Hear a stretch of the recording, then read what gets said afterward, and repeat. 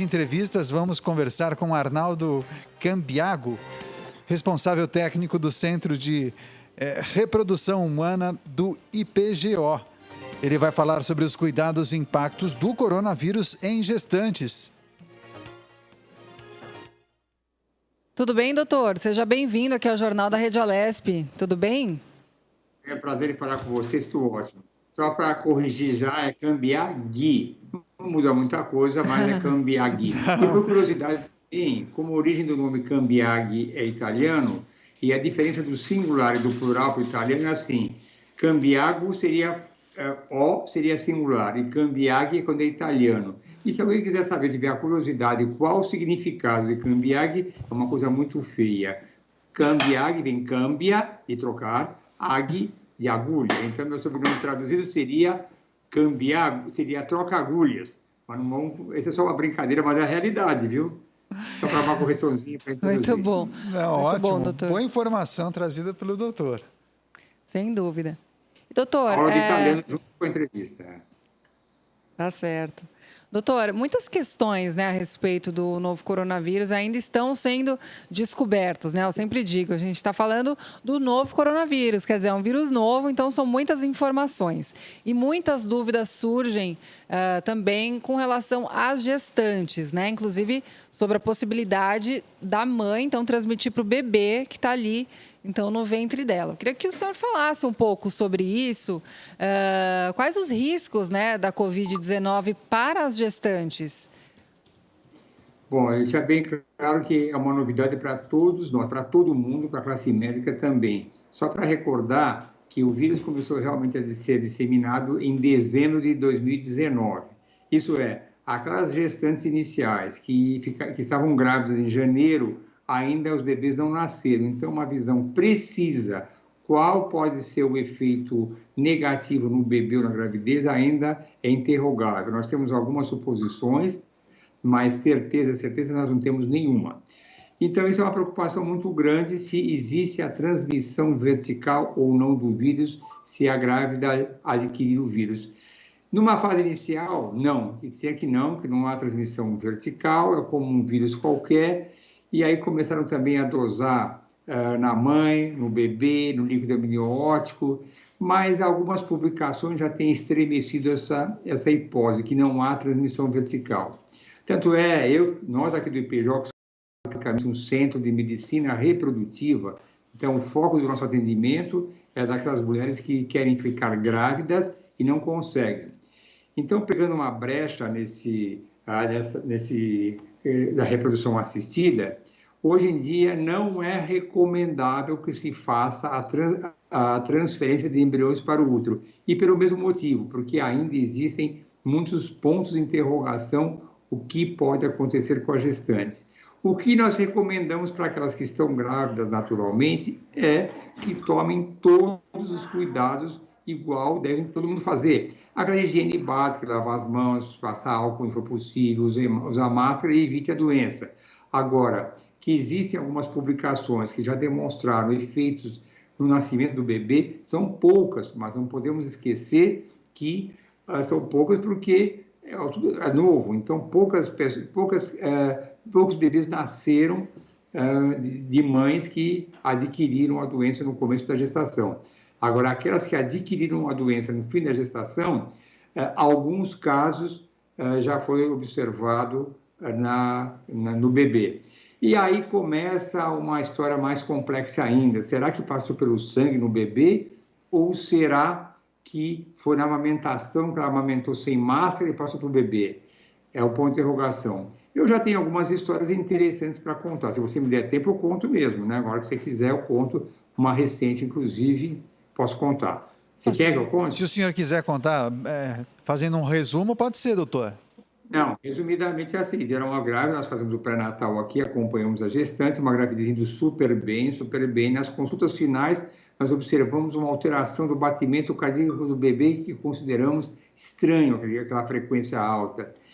Estranho, a paciente super bem e reclamou que estava com uma certa coriza, rinite, mas como estava bem no final da gestação, causou um certo desconforto quanto à vitalidade do bebê. Nada tão grave, mas vamos interromper, vamos operar hoje, que é mais seguro.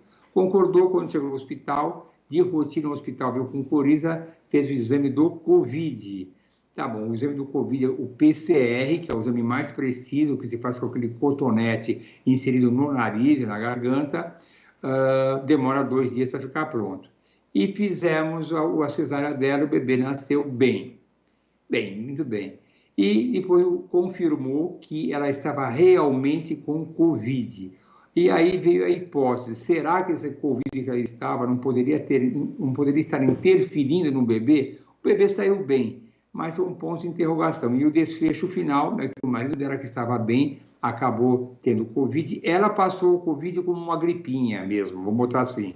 Mas o marido teve que ser internado por uma situação grave. Então, ainda é suspeito se o Covid adquirido pela grávida durante a gestação se pode transmitir ou não para o bebê. Ainda estamos em cima do muro. Certo? Essa historinha curtinha. Você mandou para abreviar, eu abreviei, né? Não, excelente, doutor. Agora, minha pergunta é a seguinte: alguns sintomas da Covid-19 costumam ser confundidos com de outras doenças. Quais são os sinais que devem servir de alerta para as gestantes? Então, eu vou pegar tudo dentro da nossa experiência aqui, dos relatos científicos da nossa experiência aqui. O Covid-19, ele pode ter aspectos de sintomas muito exuberantes, né, como anosmia, o paciente não sente cheiro, não sente gosto, pode ter tosse, pode ter febre, tanto é que faz parte das normas do nosso atendimento, como qualquer lugar público que se vá, você medir a temperatura. É uma maneira simples, mas pouco precisa, mas que pode ajudar. Agora, sim, quando fazemos tratamentos de reprodução, obrigatoriamente a paciente tem que fazer 5 dias antes um teste do PCR para ver se ela tem vírus, se ela está eliminando o vírus. E já fomos surpreendidos com pacientes totalmente normais, super bem, sem nenhum sintoma, e vem o vírus presente nas vias aéreas ou na via oral, podendo estar eliminando e contaminando outras pessoas. Então, ela pode ser totalmente assintomática. Já tive pacientes que não estavam com sintoma nenhum, só estranharam estarem com anosmia, mas uma vez não sentindo nem o olfato, nem o paladar, e estava com Covid, era esse o único sintoma. E tem pessoas que começam com tosse e febre, que é uma coisa mais exacerbada. E esse caso eu comentei para você agora, que era uma paciente que reclamou que estava com rinite, mas isso era uma coisa comum para ela era comum. Mas, como o hospital é precavido, nós não hesitamos e fizemos o hospital, tem a regra dele, fez e estava com Covid. Então, isso virou uma rotina e todos os hospitais também estão pondo como rotina qualquer paciente que vai ser submetido a uma intervenção cirúrgica ou parto, que 3 dias antes ou 4, faça o exame de Covid. Exatamente, e como se fala de uma maneira bastante generalizada, que a melhor maneira de prevenir a doença é através da testagem. E aí também vem que teste, aí começa, que teste fazer. Sabemos que tem o PCR, que detecta se o vírus está presente ou não, e tem aquele famoso, tem o IgG e o IgM, que pode ser feito no sangue, o teste rápido, que aí já vem o desdobramento, que esse teste rápido não é muito fidedigno. Então, mas a gente faz de alguma maneira para triar. Teve um caso que eu vou começar hoje, e a paciente teve Covid, e eu confirmei que ela já está imune, com IgG positivo. E aí vem outra pergunta, mas essa imunidade que ela tem é duradoura? Também ninguém sabe. Hoje em dia está muito em evidência, hoje, nesse fim de semana principalmente, começou sobre as vacinas que estão prestes a estarem prontas. Quanto tempo dura a imunidade? Ninguém sabe direito. Ainda está em teste. Então, realmente, a gente sabe alguma coisinha do vírus, mas não sabemos muito mais. Essa é a realidade para todos nós. É sempre aprendendo novos tratamentos, novas pesquisas. O aprendizado é permanente e ainda está muito limitado. Certo. E, doutor, em caso de teste positivo, né, por coronavírus aí em uma gestante, qual é a primeira coisa que ela deve fazer nesse momento?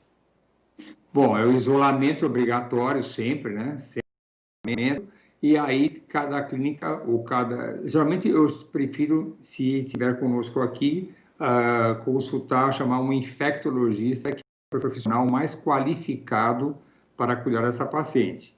Ou ela fica em casa, porque, lógico, que o infectologista tem uma bagagem muito maior para cuidar. Embora eu tenha conhecimento da área, eu não me proponho a substituir um infectologista, que é o mestre das infecções. E aí, para cada um, vai ter uma conduta diferente. Eu acho que todos acompanham pela imprensa, cada hora novo tratamento, hidroxicloroquina serve, não serve. Uns falam que sim, uns defendem, outros não. Pode dar corticoide, dexametasona, pode ser que sim, pode ser que não. É uma doença imunológica, sim ou não? Então, existem muitas controvérsias. O uso da hidroxicloroquina pode sim ser utilizado na gestante, mas com cuidado. Na verdade, na vida é assim, tudo que é exagero é pecado, e doses altas podem realmente comprometer a saúde do paciente. Mas, quando bem cuidado, com acompanhamento, com eletrocardiograma direitinho, pode ser feito. A conduta primeira coisa que eu faço, vai para casa, o isolamento. Tem algum infectologista da sua confiança? Sim, ligue para ele. Não tem? Eu tenho 2 ou 3 nomes que eu recomendo. Esses profissionais, eu indico, eles vão te acompanhar, vão pedir os exames, aí vem tomografia, faz, não faz, precisa acompanhar, está piorando o caso, vamos internar, fica na UTI, não fica na UTI, aí é uma coisa super especializada e merece um cuidado bastante rigoroso e detalhado para evitar as complicações mais graves. Estamos conversando com o Dr. Arnaldo Cambiaghi. Ele é o responsável técnico do Centro de Reprodução Humana do Instituto Paulista de Ginecologia e Obstetrícia e também ginecologista obstetra com certificado em reprodução assistida. Doutor, nós sabemos que algumas pessoas desenvolvem a doença na forma mais grave, portanto, acabam necessitando de ventilação mecânica. Agora, como proceder neste caso para uma gestante? Muda alguma coisa? Olha, como realmente assim, por que algumas pessoas usam aquele título gripinha, como já foi divulgado no meio político, e tem aqueles casos gravíssimos que podem levar até a morte? Então, e aí por que umas pessoas têm uma gripinha, chamando sempre dessa maneira, uma maneira substituta da palavra real, ou uma doença mais grave? Lógico que o impacto imunológico que pode esse vírus causar na pessoa, e depende da carga viral que esse paciente vai aspirar. Um exemplo, se eu tiver no meu ambiente, entre alguém elimina alguns vírus em pouca quantidade, provavelmente eu vou adquirir a doença de uma forma mais leve. Mas se eu tiver alguma coisa que eu aspiro uma grande quantidade de vírus, é uma maneira mais agressiva. Essa é uma possibilidade. Por isso, quando você está com a máscara, você está protegido, você, se aspirar alguma coisa, você pode aspirar a pequenas quantidades e ter uma doença mais leve. De qualquer forma, sempre, usando a mesma conduta, deu a presença positiva, ou pelo PCR, que é a presença de vírus, ou um IgG-M, que é a doença aguda, eu sempre costumo para o paciente fazer um método mnemônico, IgM, M de mal, IgG de gostoso. Quem tiver o IgG positivo, que gostoso, já estou imune. Se for IgM de mal, que mal, estou com a doença em atividade. Quando estiver com a doença em atividade, ou o PCR, que mostra a presença de vírus no organismo, eu encaminho para o infectologista. Primeiro cuidado. E aí, ele vai avaliar de acordo com a sintomatologia, das condições do paciente, se é necessário a internação ou não. E aí, vão ser os recursos, porque é um isolamento. A maioria dos pacientes a gente prefere que fique em casa, com os cuidados que a gente sempre determina, isolamento, banheiro próprio, banheiro que só ela que utilize. Mas eu tenho esse cuidado porque, lógico, que não é o meu foco de vida profissional cuidar de doenças com infecção. Eu cuido de uma maneira distante, né? Mas não de uma maneira intensiva, ficar em cima dos sintomas, porque tem profissionais mais gabaritados para isso, como tudo na medicina. Hoje em dia, nós temos que saber muito sobre poucas coisas. Eu tenho as noções do Covid, mas tem um profissional que vai acompanhar, pedir tomografia, repetomografia, beleza do pulmão, ver depois o PCR, que avalia a intensidade da infecção, está subindo, está descendo. É um caso complicado, então eu deixo a critério do infectologista, que é o mais qualificado para isso mesmo.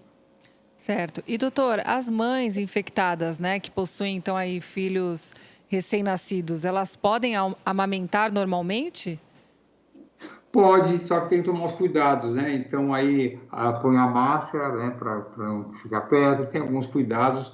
Normalmente, esses casos, assim que nasce o bebê, ainda mais se a paciente estiver em condições boas, o próprio berçário administra isso. Lógico que isso vai depender um pouco da intensidade da doença. Já teve casos de bebês que nasceram, isso aconteceu, acontece de relatos. O paciente está numa situação ruim do Covid, aí é diferente, o bebê nasce isolado e a mãe também não vê o bebê. Aí já é um caso de doença aguda, não dá para ter aquela presença do bebê que corre risco. Lógico que nós somos temerosos da doença. Olha, o Covid é uma doença complicada, ainda mais nos momentos de agora, porque nós pouco sabemos da doença, nós temos uma expectativa de cada vez melhorar, a expectativa da vacina, cada vez mais temos tratamentos mais rigorosos, mas hoje em dia o tratamento ideal está muito longe de se ter. Toma isso que resolve, não tem. Muitas perspectivas existem, devem surgir novos tratamentos em breve, porque eu acho que o mundo, acho não, é certeza, o mundo inteiro está na busca de um tratamento ideal, na busca da vacina. A vacina fala-se que vai estar disponível até o fim do ano, eu tenho minhas dúvidas, com que garantia que nós vamos ter, porque a vacina pode ser de vírus atenuados, vírus mortos, ativar a memória. Isso tudo está num esforço enorme para se chegar a uma conclusão, mas eu não acho que vai estar tão disponível até o fim do ano. Então, a gente se prepara para uma coisa muito longa e eu acho que coisas novas virão. Eu acho que o mundo está totalmente concentrado, focado o que podemos fazer de melhor para impedir que a doença apareça. Então, eu estou falando com você. Aliás, é o prazer de falar através do vídeo hoje em dia, e hoje em dia a gente faz muitas consultas online que a gente faz, as pacientes preferem não vir, que é um avanço que o Conselho Regional de Medicina está permitindo para esse momento, e eu espero que prolongue isso para sempre, é você poder atender a paciente sem máscara. Ao contrário de quando é presencial, muitas vezes pela primeira vez eu tenho que falar com ela de máscara e ela também. É um hábito que está difícil de se inserir, né? Você faz uma pessoa de máscara, ela entrou, ela mal me viu, eu falei com ela, eu não enxerguei ela, não vou ser capaz de reconhecer ela em outro momento. É ruim, mas, como se diz hoje em dia, é o que nós temos para o momento, né? É isso que tem que ser, né?